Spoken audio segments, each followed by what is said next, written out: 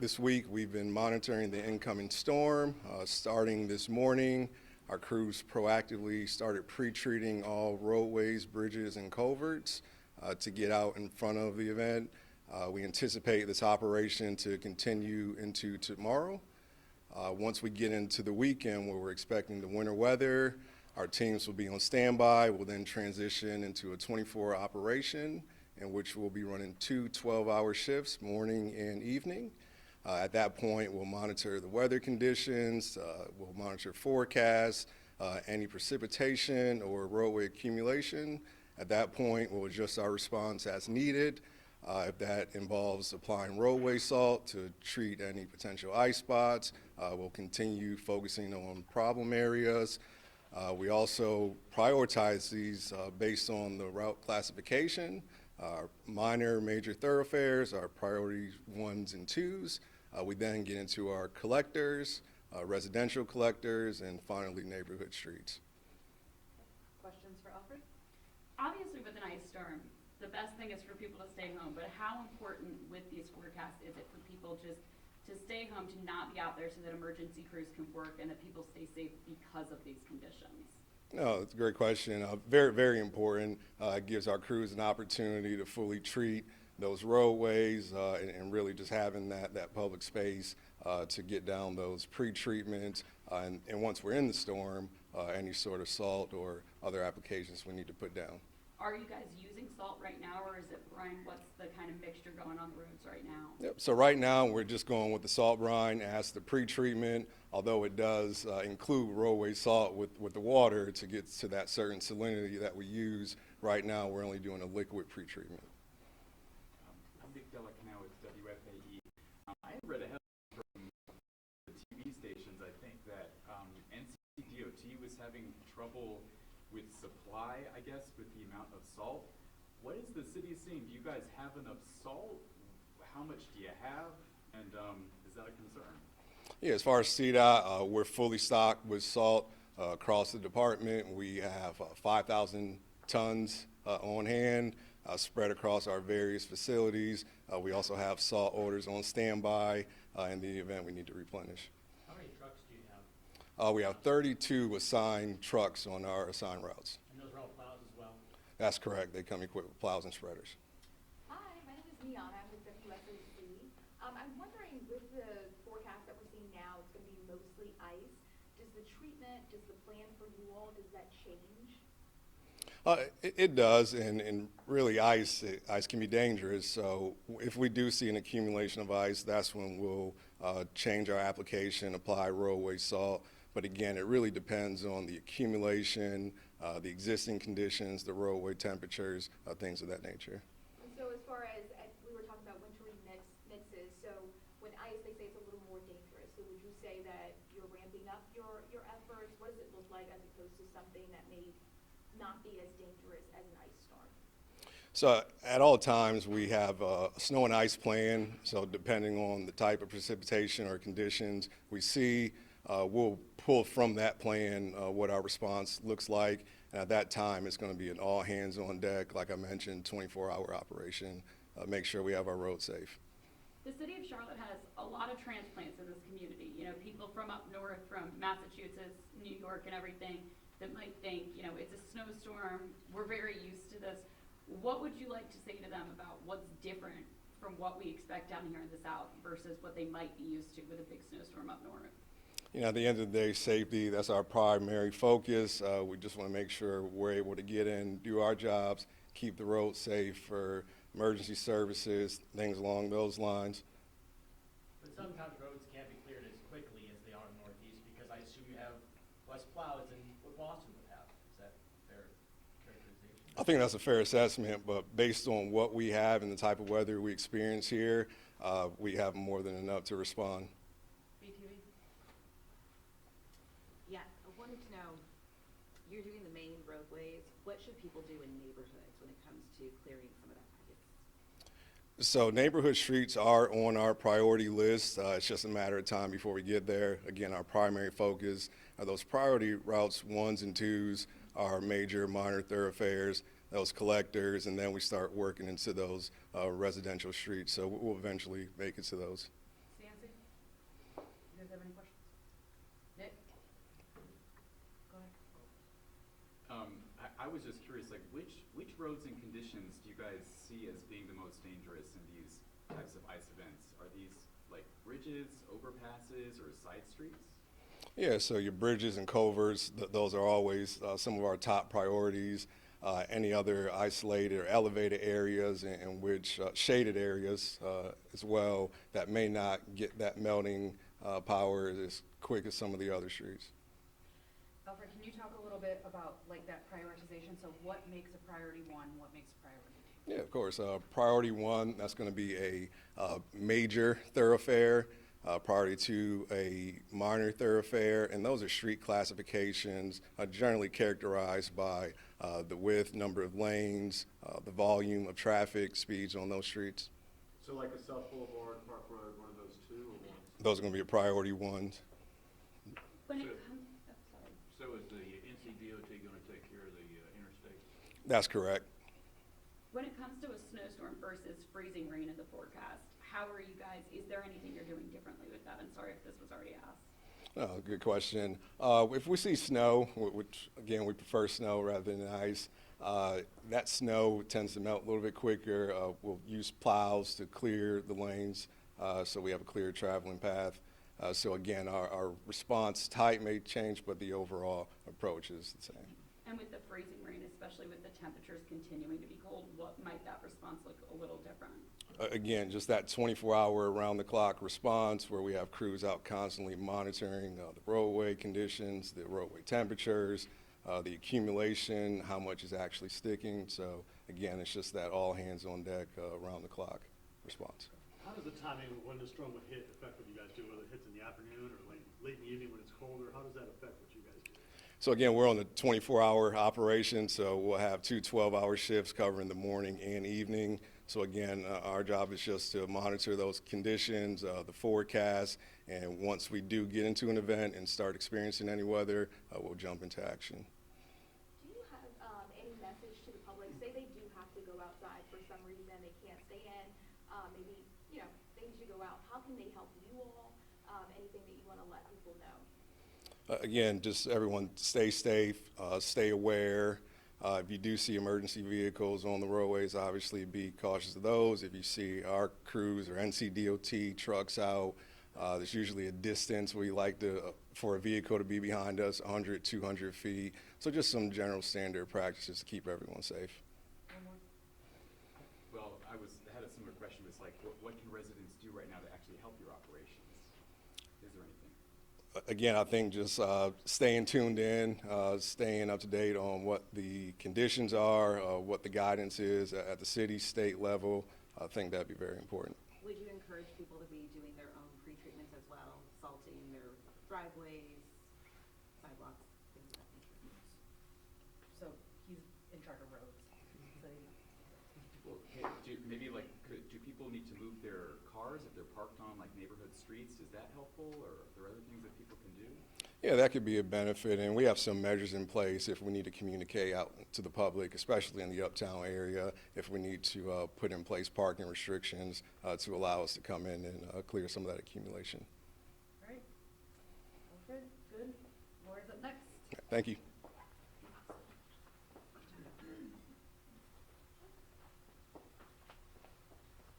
All right, good morning. I'm Lori Reed, L-A-U-R-I-E-R-E-I-D. I'm the city arborist with Landscape Management. Landscape Management, what we do during storms, we make sure roads are clear. So if trees or tree parts fall into the road, we'll respond by making sure those roads are open. Very similar to CDOT, we do prioritize those major thoroughfares. So those are the ones we want to get cleared first, at least one lane open. We want to make sure that there's space for emergency vehicles, police, fire, medics, to be able to get through. We prioritize police stations, hospitals, making sure those routes are open to make sure that's able to get those emergency vehicles where they need to go.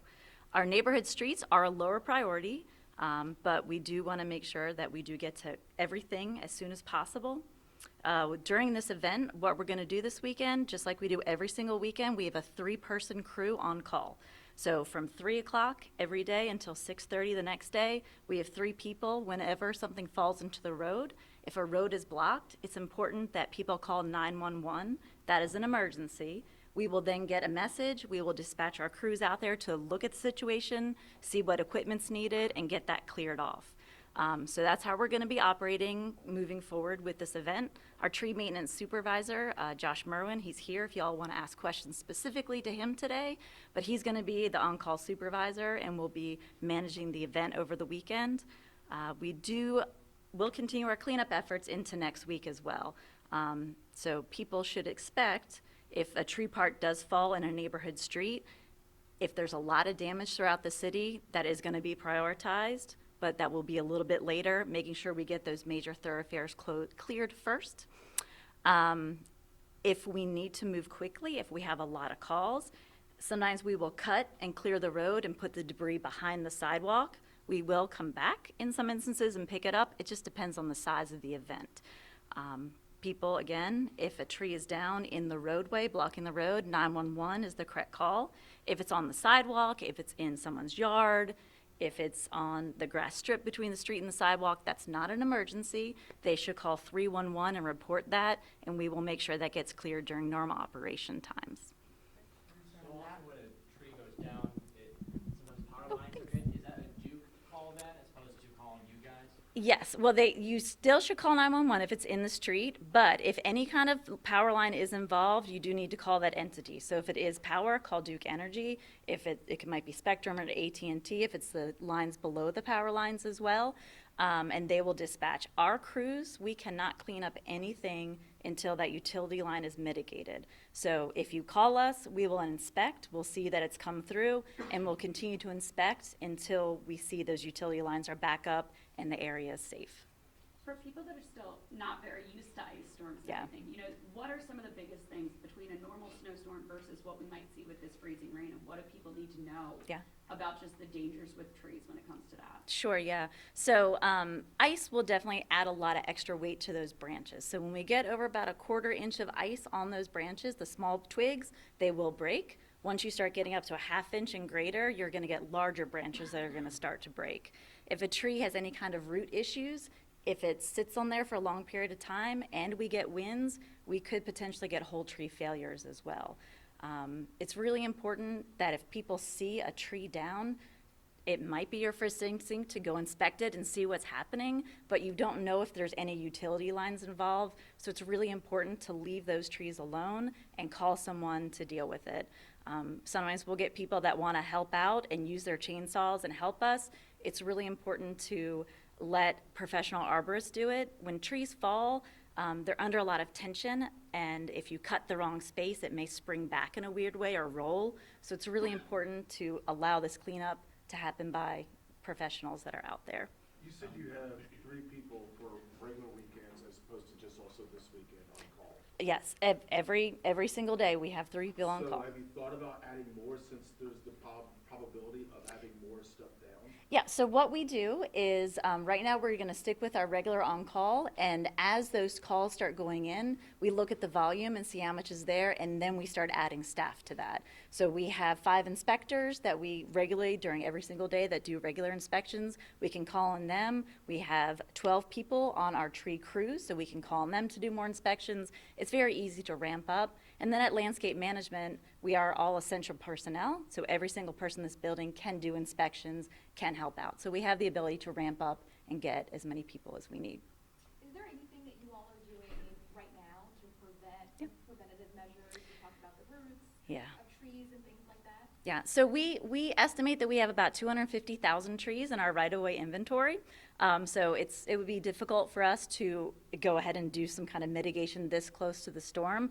What we do throughout the year is we do inspections, we do tree maintenance, and so we make sure we prioritize our highest issues. So where we have dead branches or whole trees that are dead. So throughout our regular season of maintenance, we're helping to reduce the risk throughout when we have large events like this. But again, we have 250,000 trees out there in the right of way. And then of course, trees on private property get affected as well, and they will also fall into the rights of way. So if a tree from a yard falls into the street, we will clear that street. We won't clear on the private property, but we'll get that street clear out there. So it's not just our trees, it's all the trees around there. I have 2 questions. Yes. One is, are types of trees or neighborhoods that tend to see more damage during ice storms? And then kind of the same question we put to the roads guy, are there any things that residents can do right now to help prevent damage before the storm hits? Sure, yeah. As to the tree species that may be more affected, with the ice, it's going to be coating those branches and those twigs. So if you have an evergreen tree, right, a tree that has leaves on during the wintertime, so Leland cypress are very notorious for getting ice on them and snow on them and leaning over and falling. That's just a species that tend to do that. So our evergreen trees are going to have more surface area for the leaves to hold that ice. Trees that may have ivy growing in the canopy as well, that stays green all year, that's going to add a lot of weight to those branches, so those type of things. But we do have some trees that lose their leaves, like Bradford pears. Just the way that they grow, the branches grow upright, and they're very tight junctions. And that's a very weak area for a tree. So once you get ice on that weak area, it's just could potentially fall. So, and as far as the area of the city, it really just depends on how that storm comes in, right? So when we have hurricanes, it just depends on what direction it's coming from. When we talk about wind events, which I don't think this one is a wind event, but most of our weather comes from the southwest, so the trees are used to dealing with that normal sway and the wind coming from one direction. When it comes from a different direction, it kind of throws them off a little bit.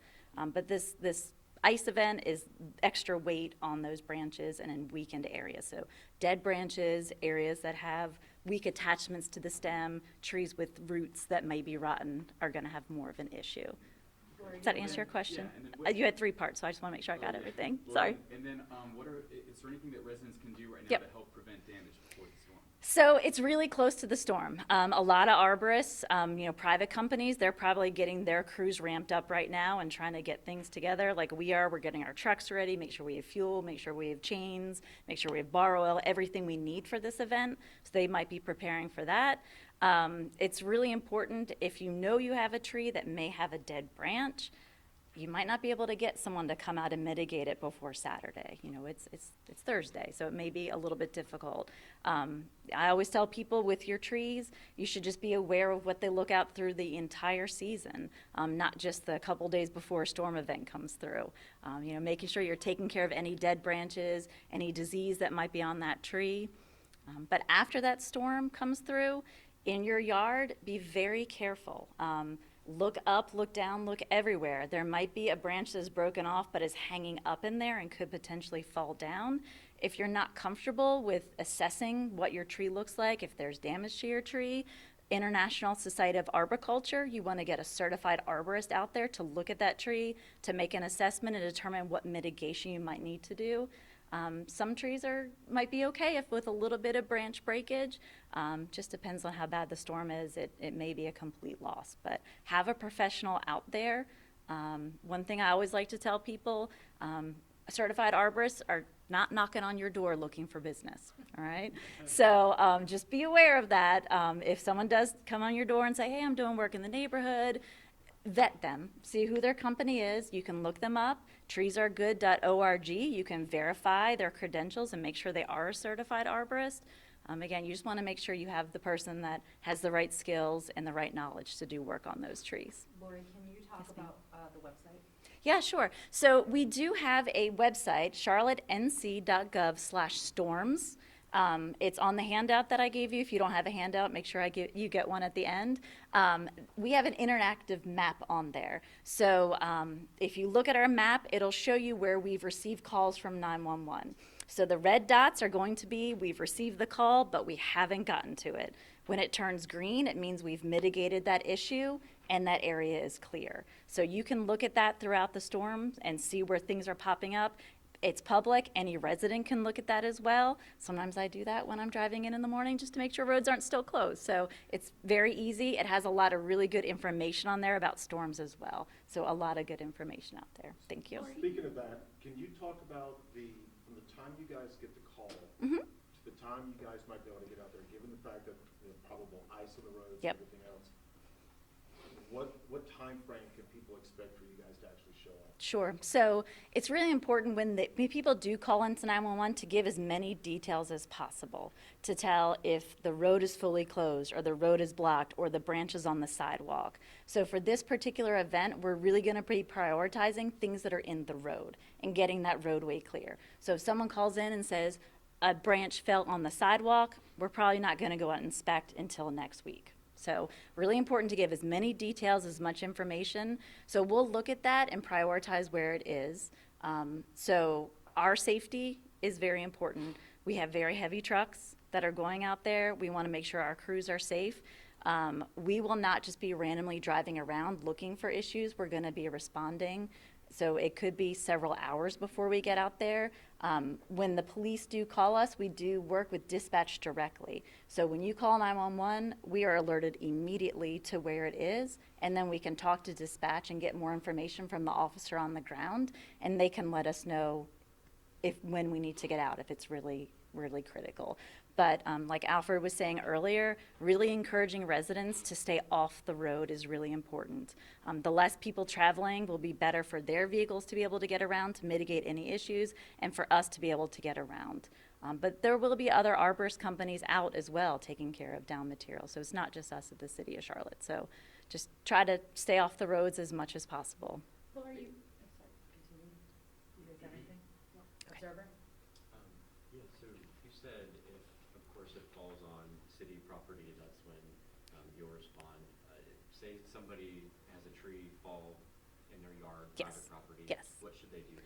Yeah, so if the tree falls on private property, either in their backyard towards their house or something like that, they could call an arborist as well to come out. But again, they may not be moving trucks out during the really intense weather as well.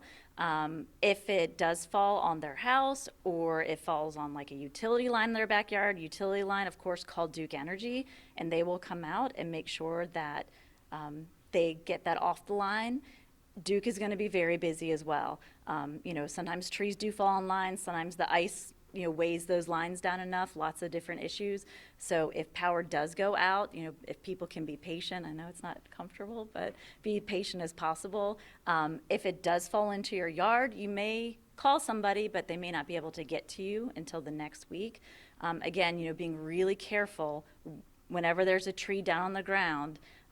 Again, I don't recommend just the average homeowner take their chainsaw and try to cut up that tree because things are going to be in weird tension, and if you cut the wrong way, it could move in a strange way. So really getting a arborist out there to take care of that is really the important thing. Laura, you touched on this a little bit, but especially with snowstorms and ice storms like this, people like to go out and see it because Yeah. it does look pretty and everything. I But, know. when it comes to that safety, how long after a storm like this can the weight on those trees still impact the trees if they're breaking the branches or even falling down, and how dangerous can it still be after the storm? Yeah, sure. So that ice may stay on the trees until we get, good enough temperature to start melting it, especially if we get like a ½ inch or inch. It's going to take a minute for that ice to melt. It's really important that people don't try to take the ice off themselves. Just let that thaw naturally and come off of there. A lot of trees are, especially the ends of the branches and the twigs, are pretty flexible and pretty bendy, which is good. So they'll be able to manage that. And even after the ice melts, it may be a little bit droopy, but kind of over time, it probably will start to lift up. So, I always like to tell people not to move too quickly if they have damage on their tree and make like a really fast decision, especially if the branches are just bent. They may, over time kind of lift back up. So it may be, weeks that you might be seeing that, but hopefully not the ice staying on the tree that long. And even just walking around though, Yeah. and just being outside near those trees Yes. and stuff, how dangerous can that be? Yeah, so you never know when a branch could potentially break. So trees work with a lot of different pressures with wind and rain. When we get this ice on there, it could just be too much weight for that structure of the wood, or if there's a defect, like a damage or a bad attachment, or an insect is bored in, or a mushroom or something is causing a defect, and they could just break. So it's really good to just kind of steer clear outside. We call it the drip line of where the ends of the branches are. So think of like an umbrella. Stay outside of that area if a tree has ice on it. Last question. Yeah, so a lot of focus is rightfully so on sleet, ice that, obviously damage trees, Yep. there's not so much focus on what could be the coldest air we've seen in decades on the way, especially Monday night into our Tuesday. I think the last time we saw single digits was Christmas of 2022, so over 3 years ago. Might be even colder than that. People are concerned about maybe trees that aren't so used to the cold. What can they do? So if you've recently planted a tree, so this is tree planting season, basically end of October through March, so people may have recently installed small trees in their yard. They might be concerned about those new younger trees. You can, put a sheet over that if it's small enough. Obviously, if you have a 30-foot tree, you're not going to be able to do a lot of protection for that tree. A tree that's very large has dealt with these storm events. Even though for us, the last one was several years ago, you've got a tree that's 30, 40 feet tall, you've got some age in that tree, 20 plus 30 years. So it's had these different events throughout the year. But if you've newly planted some new plants or some new trees, if you can put even just like a sheet over it and just make sure that it's kind of loosely tied at the base to kind of keep it out. We're getting pretty close to the storm, but if soil that has moisture in it is a better heat regulator for the roots of the tree. So you could water some of your plants while it's still warm during the day and get that moisture in the ground. You can also use mulch. Mulch is a fantastic insulator for the ground as well. So you don't ever want to go more than 3 to 4 inches of mulch around a tree root. You want to pull it back from the stem, the main stem of that tree as well.